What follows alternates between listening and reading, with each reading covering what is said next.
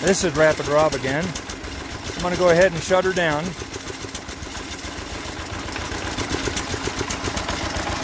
Close off the gasoline.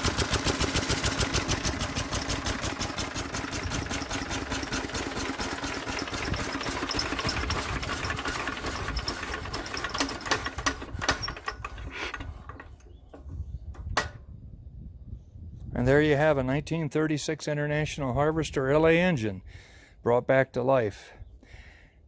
It's up in the air as to whether or not I'm going to paint it the original color or not. Some people say yes, some people say no. I'll make a decision on it sometime in the near future.